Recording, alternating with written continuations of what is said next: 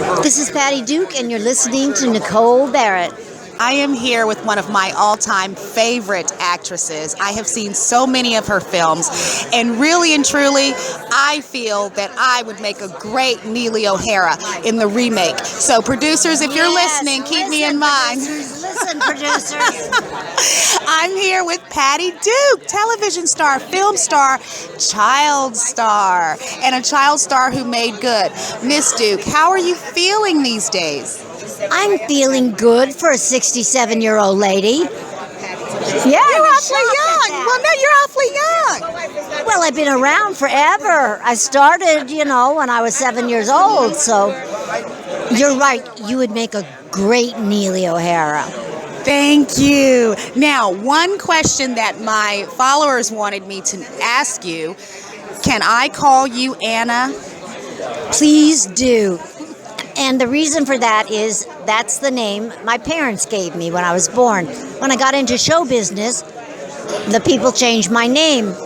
And, about 35 years ago, I was having a psychiatric appointment, and it came up that all those years I felt lost because Anna was gone. And so I decided to go back to having people in my life call me Anna. That's how the book got its title. Yes. Call Me Anna is a beautiful, beautiful book. It was a beautiful film. I think it was brilliant and brave of you to come in and play yourself in the film. I mean, that was just so, so brave. How did you open yourself up enough to really expose a lot of things to the world? And also, I have to say this, I have to ask, you, I guess, responded to a rumor that was, long before I was born. Believe me, because I'm so young, I've done my research.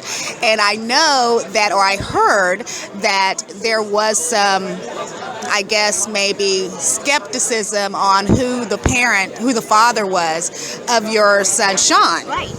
A lot of people thought it was Desi Arnaz Jr. Right.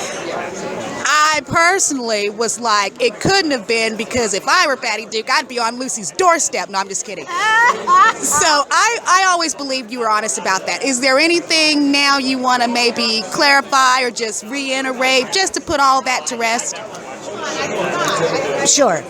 I don't think it'll ever be put to rest, because back then it was a big scandal. Little Miss America was pregnant out of wedlock.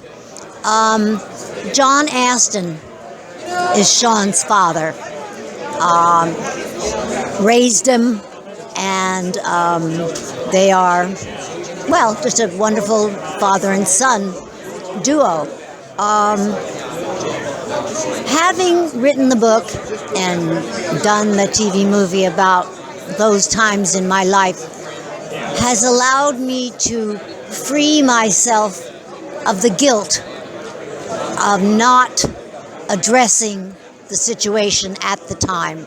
I was a kid. I was 22, and Desi was younger than you, right? So that was that was kind of an issue. Desi was actually, I thought he was 18 or 19. I found out after we were dating that he was 17. Now, I understand Lucy's negative position about that, because I became a mother, and you don't want your kid dating someone out of their realm. I am now married for 28 and a half years to a man 8 years my junior, which is what Desi was at the time. Would you say you were in love with Desi? Oh, sure. I was in love with Desi. I mean, if I knew what in love was at the time, I know what in love is now. And as I said, we've been together 28 and a half years, and I don't know that I was marriage material at that age, or until actually I met my husband Mike now. Now, after Desi, then John, I don't remember all of the details of it, but your relationship with John Aston seemed to be just, I mean, he seemed to just adore you. I mean, I would like to hope, I would love to hope he did, and I believe he did. And I believe that love, it changes in intensity. But I believe certainly that love exists between us to this day. My illness was out of control during that marriage.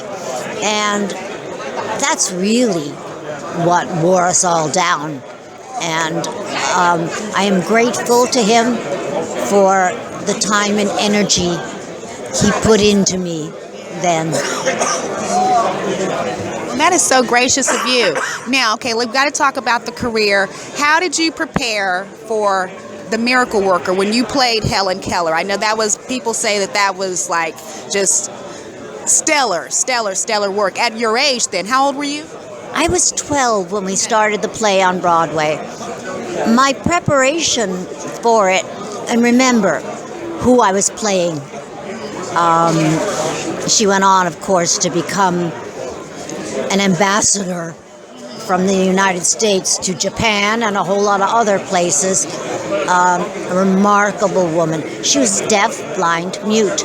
Anne Bancroft and I created a team. Annie and I were soulmates on that stage.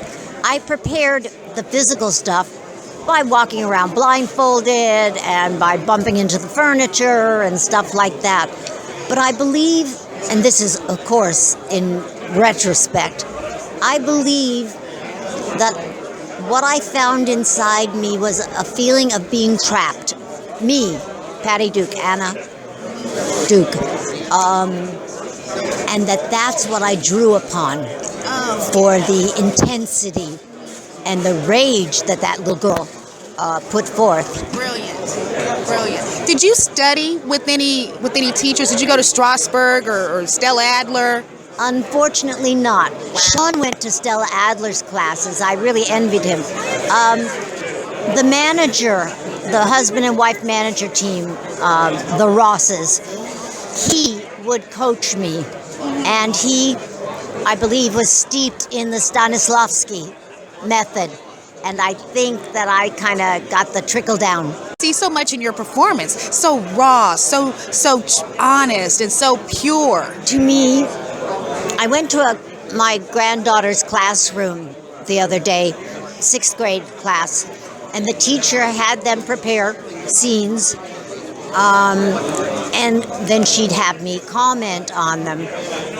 And of course, I always want to be positive. But as soon as we drove out of there, I said, darn it! The one thing I didn't say to them is the one thing that I say to myself every time I act. Tell the truth. Find the truth and tell it. Well, Patty Duke, I could talk to you all day long, but I am planning on something. I've got to talk to you again. There is so much more ground to cover. Let me ask you this, and I'll let you go. For so many people who battle depression, how have you, I won't say conquer it, how have you managed it? Manage is a much better word. First of all, I fought any kind of help for 35 years. Everybody else was crazy, not me. Finally, it came to a point where I hit bottom, and I finally went to a psychiatrist. And after going for a while, he determined that I was, back then we called it manic depressive. We now call it bipolar. It's just a change of name. It's the same thing. First of all, unfortunately, right now, all we have is medication to turn the key. Then the therapy to clean up the mess you've made all along. But I know people really rail against taking medication. I have been given a balanced life thanks to my medication and my dedication to getting well, being well, and passing the word along. Yes, yes. And you have been an amazing ambassador for mental health because you took away a lot of the shame. And that is crucial. I hope so. It's crucial. When people found out Patty Duke was depressed, it was okay. Okay, so that means so much. Okay, Valley of the Dolls, people will hate me if I don't ask. Is it true that Judy Garland was supposed to play Helen Larson, but she was drunk all the time on the set? It's true she was to play Helen Larson. She was not drunk all the time on the set. Okay. She was struggling. Okay. I, of course, worshipped her. I think people back then judged very harshly. I believe, this is just my opinion, I believe Judy was bipolar. Yes. Oh, absolutely, absolutely. That's pretty obvious. Was Helen Larson? Was Susan Hayward nice to you? She was lovely. She was lovely. And sadly, she did that picture and then got a brain tumor and passed very, very soon after.